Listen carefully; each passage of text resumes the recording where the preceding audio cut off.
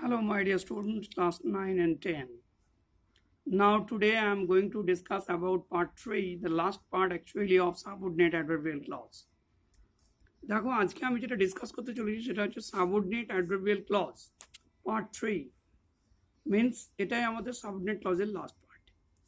তার আগে দেখো এইটুকু আমি ছোট্ট করে একটা জিনিস এখানে আমি তোমরা এই লেটারগুলো একটু মনে রাখবে টিপিসিসি আরসিসিএম টিপিসিসি আরসিসিএম T for adverb of time, P for adverb of place, adverb of contrast, adverb of concession, adverb of reason, adverb of condition, adverb of comparison, and adverb of manner.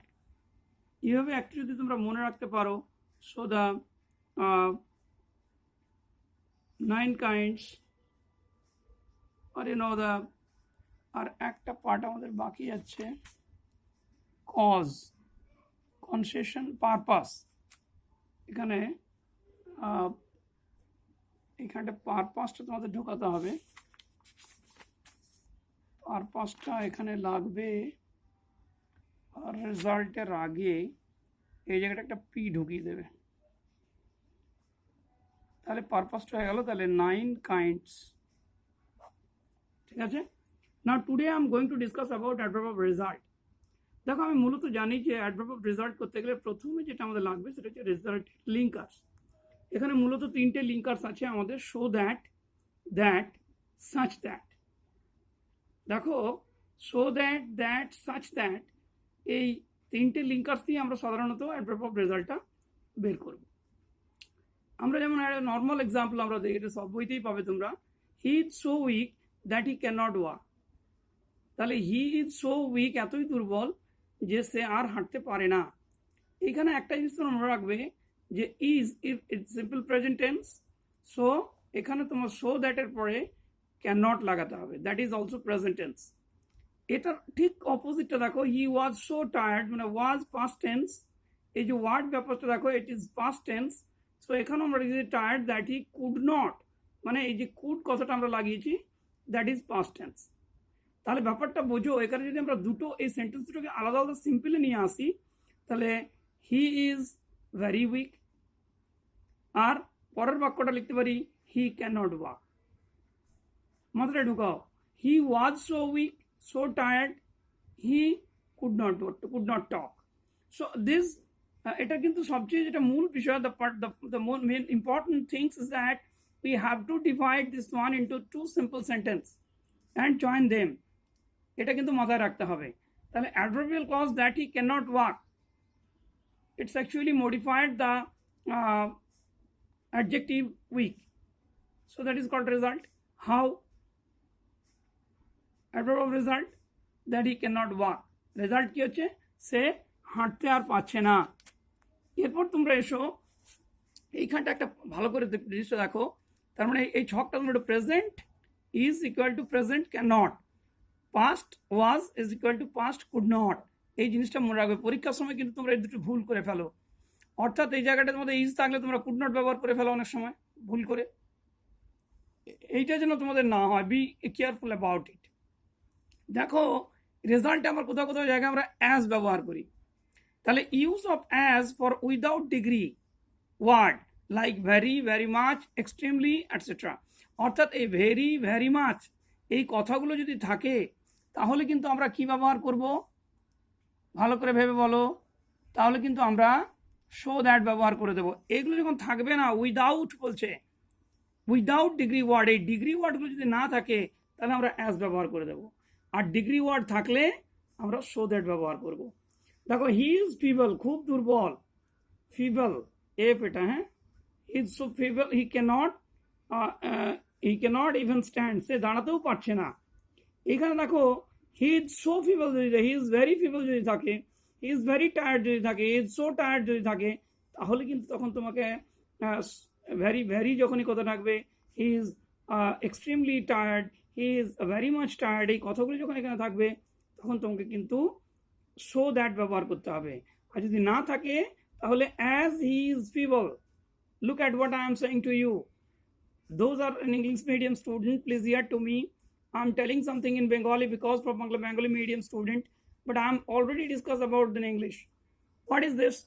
Now, if there is anything degree word like very much, extremely, and very, etc., so we will use the so that.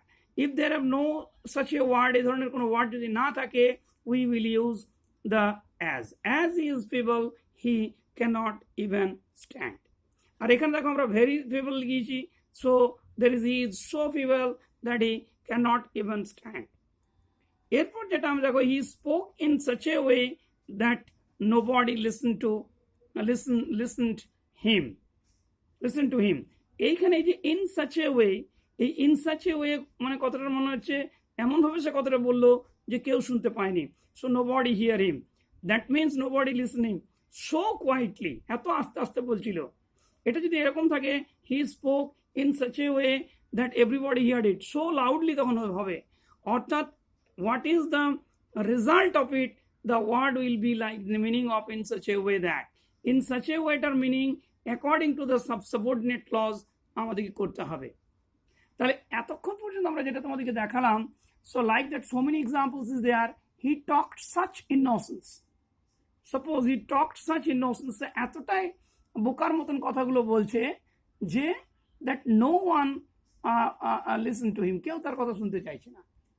So my dear student, you just try to remember this person and I hope this one in such a way, এটার মিনিংটা অনেক সময় পরীক্ষাতে তোমরা পারো না। Second আমরা যেটা এর পরের পার্টে আসছি, that is adverb of condition, আর আমরা এটাকে বলি ইফ ক্লজ আর কন্ডিশনাল ক্লজ। দেখো এর ক্ষেত্রেও কিন্তু লিঙ্কার্স যেগুলো আছে খুব ইজি, ইফ থাকবে, সাপোজিং থাকবে, আর suppose, in case, so long as, provided that, on conditions, unless, whether or should. তাহলে এগুলো আমরা দিয়ে মোটামুটি শুরু করতে পারি। We will start the subordinate clause with it, somehow there is a difference. যেমন ধরো, if you work hard, if you speak truth, everyone will surely realise you বা surely believe you. If you speak the truth, ভালো করে বোঝো, এটা যদি আমার সিম্পলের সাথে, এখানে কিন্তু ফিউচার হবে এর ক্ষেত্রে, এটা মনে রাখতে হবে, সিম্পল বিকাম ফিউচার, এটা condition. Suppose you are in ডেব্ট, যদি তুমি ধারের মধ্যে থাকো, কারো কাছে ধার নিয়ে থাকো, হোয়াট উইল ইউ ডু, তারপর তুমি কি করবে?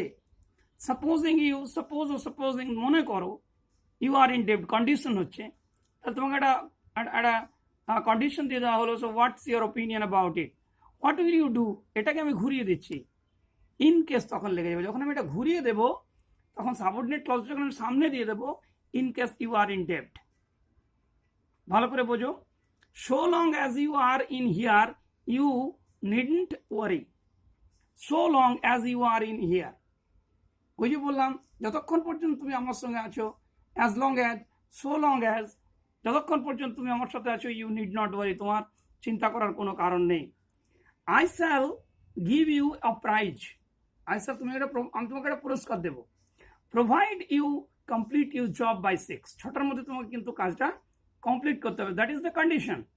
এই কন্ডিশনটা ফুলফিল হলেই তুমি কিন্তু এটা পাবে। I shall allow you have here, এখানে তোমাকে আমি ঢুকতে দেবো, on condition that you maintain strict discipline, তোমাকে কিন্তু একটা নির্দিষ্ট নিয়মানুবর্তিতা পালন করতে হবে। এইখানটা এবার একটু লক্ষ্য করে, এগুলো সবগুলো একটা নর্মাল কন্ডিশন আছে, এগুলোর মধ্যে খালি মিনিংগুলো একটু তোমাদেরকে বুঝতে হবে। ইফ হচ্ছে সিম্পল ফিউচার, হোয়াট হয়ে গেলে হোয়াট উইল ইউ ডু, অর্থাৎ প্রথমেই যদি তোমাকে আমি প্রশ্নটা করি, তারপরে কন্ডিশনটা দেবো। প্রথমে যদি আমি কন্ডিশনটা দিয়ে দিই, প্রথমে যদি আমি প্রশ্নটা করে দিই, প্রথমে প্রশ্নটা করলে কিন্তু হোয়াট দিয়ে পরে আমি কন্ডিশনটা দিচ্ছি, ইন কেস। আর যদি আমি তোমাকে শেষের দিকে আমি কন্ডিশনটা দিই, তাহলে what will you do in case of you, তখন ইন কেস লাগাতে হবে। এইখানটা আনলেস মানে হচ্ছে নেগেটিভ, উইদাউট নেগেটিভ ওয়ার্ড কিন্তু আনলেস ব্যবহার হয়। Unless you work hard you couldn't pass. এরপর দেখো এইখানটা দেখো, if you work hard you will pass, যদি সত্যিই তুমি পরিশ্রম করো, you will pass. Had I been there, এখানে দেখো, এখানটা ডিফারেন্স আছে, difference between two. Unless you work hard you cannot pass, you cannot pass, যদি না পড়ো, এখানে না কথাটা কিন্তু রয়ে গেছে, তাহলে এখানে নেগেটিভ ওয়ার্ড ব্যবহার করবে না। Had I been there I would have control the situation, had I been there, if I when there, if I were there হতো এটা যদি করতাম তখন হতো আই উড যেহেতু আছে কন্ট্রোল দ্য সিচুয়েশন, তো I shall control the situation. অর্থাৎ এটা সিম্পল হলে ইফ হলে সিম্পল হবে, এটা ফিউচার হবে। কিন্তু হ্যাড আই বিন হলে এটা যে পাস্ট কন্ডিশন, সো এখানে উড লাগাতে হবে। If I had heard of it I would not have gone there. আর হ্যাড আই বাট, এটা দেখো পরীক্ষাতে আসে আমাদের, যে এটা দিয়ে দিল I had heard of it, I had heard of it, I would not have gone there.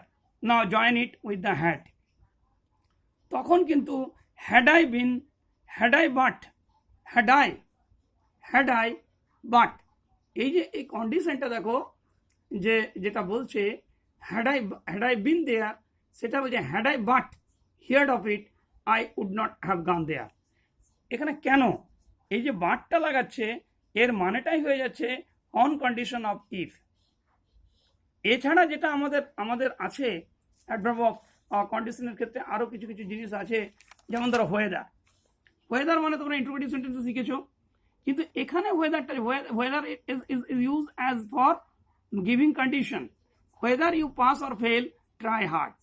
Should you come here again, please call me. Should you come here again, অর্থাৎ ইট ইজ দ্য কন্ডিশন, তাহলে আমাকে তুমি ডেকো। What ever happens, do not lose your heart. যাই ঘটুক না কেন, তোমার কিন্তু হৃদয়টা, তোমার কিন্তু দুর্বল হওয়া চলবে না। এই হুইচ এভার দিয়ে তুমি একটু বলার চেষ্টা করো তোমরা। Which ever way he goes, which ever way he does the work, we shall surely complete it. However Cleverly he May act, however he Cleverly, however simply he had done the job, he cannot give us any surprise. So whichever, যে কোনো পথ ধরে, what ever মানে যে কোনো অবস্থার মধ্য দিয়ে, হাউ এভার মানে যে কোনো ম্যানার্সের মধ্য দিয়ে, cleverly, simply, surely, cruelly, what ever, এই জিনিসটা তোমাকে কিন্তু হাউ এভার দিলেই কিন্তু ম্যানার্সটা তোমাকে লাগাতে হবে। So I have completed the two conditions, that is, one is adverb of result and adverb of conditions.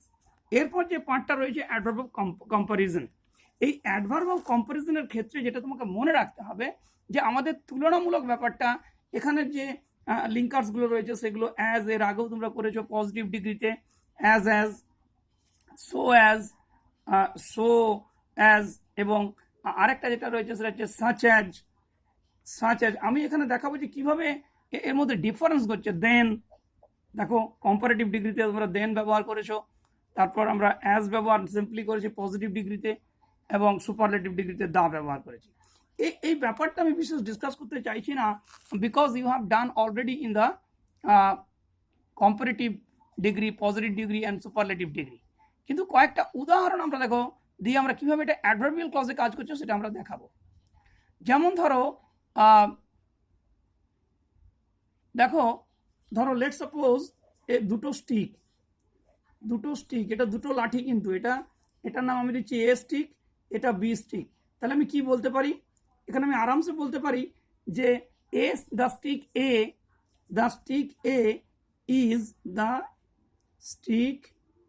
A is as long as stick B. তাহলে দেখো, as long as stick B is, এই যে ব্যাপারটা তোমাকে দেখালাম, এটা দেখো comparison করলো। তাহলে the stick A is as long, যতটা লম্বা বি স্টিকটা কিন্তু ততটা লম্বা। এবারে যদি এটাকে কম্পেয়ার, যদি আমি কম একসঙ্গে, এটা সমান পজিটিভ ডিগ্রি হলো। এবার যদি আমি একটু কম্পেয়ার করি, তাহলে ধরো একটা ছোট লিড, এটা হচ্ছে সি আর এটা হচ্ছে ডি, দুটো স্টিক যদি আমি দিই, তাহলে কি হবে, the stick C is not so long, দেখো এখানে আমার লাগছে so long, the stick C is not so long কি as the stick D is. তাহলে ব্যাপারটা মাথায় ঢুকেছে। তাহলে এই যে দুটো উদাহরণ তোমরা কি পেলে, অ্যাজ ক্লজ দিয়ে আমরা করলাম পজিটিভ ডিগ্রি। এরপর দেখো আমরা পজিটিভ ডিগ্রিতে শিখেছি, যেমন ধরো his brother is as tall as him, she is not so intelligent or as her younger sister. এই জিনিসগুলো যেমন ধরো, এছাড়া যেটা আমাদের এখানে বেশি তোমাকে একটু শিখতে হবে, যেমন ধরো he is younger, he is younger. এবার এখানে আমি করছি দেখো কম্পারেটিভ ফর্মে করছি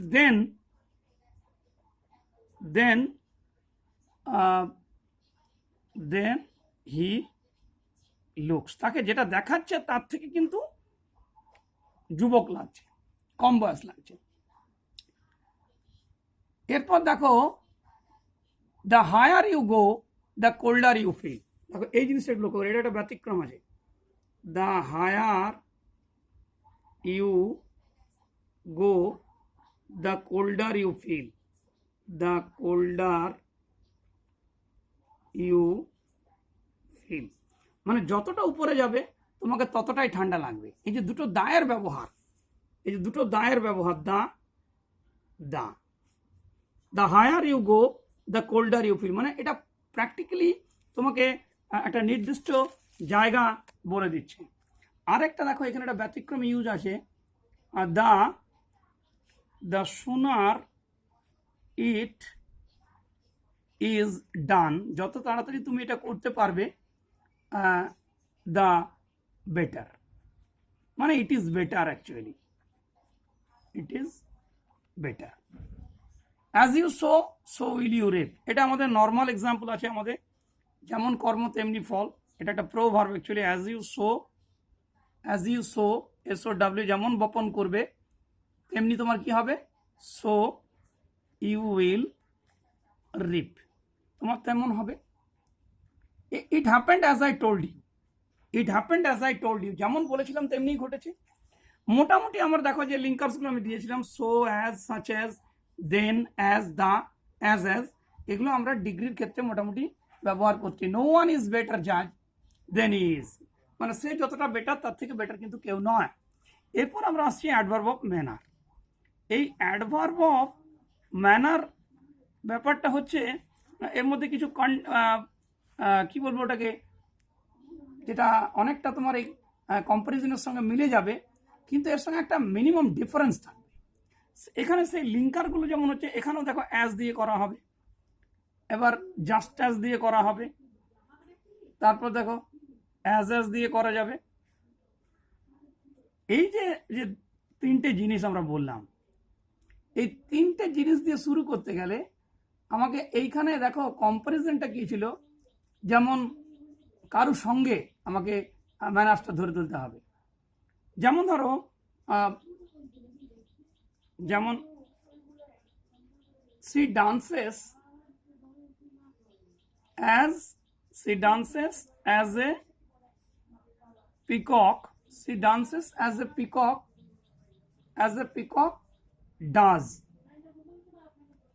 অর্থাৎ এই যে অ্যাজ দিয়ে মানে আমরা কি করলাম, ম্যানারটা কার মতো ম্যানার করলাম, তাহলে ওই অ্যাজ আর এই অ্যাজের সঙ্গে ডিফারেন্সটা কি রইল, ওখানে দেখো একটা তুলনা ছিল, এখানে কিন্তু কি করা হচ্ছে, দ্যাটস অনলি আমাকে শো করা হচ্ছে যে কি না পিকক ডান্স, নর্মাল ন্যাচারালকে এখানে আমার যেটা বিষয়টা হচ্ছে সেটা হচ্ছে the verb dances actually how he dances.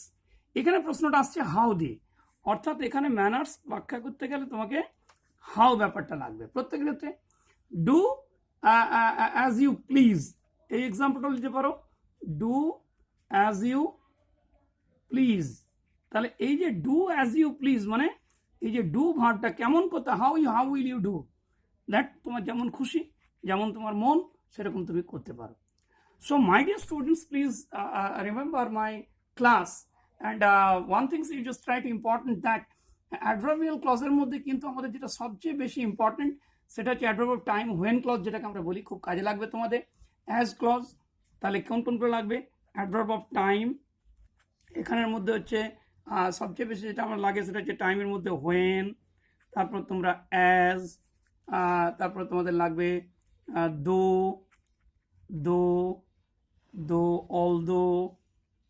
Although, আর তোমাদের যেটা পরীক্ষার মধ্যে আসে সেটা হচ্ছে ইফ কন্ডিশনাল ক্লজ, এর মধ্যে ইফ লাগবে, আর শো দ্যাট এটাও লাগে, যেটা টু দিয়ে তোমরা ব্যবহার করো, আর অ্যাজ এটা কিন্তু আমরা অ্যাজ এটাও আমাদের ব্যবহার হবে।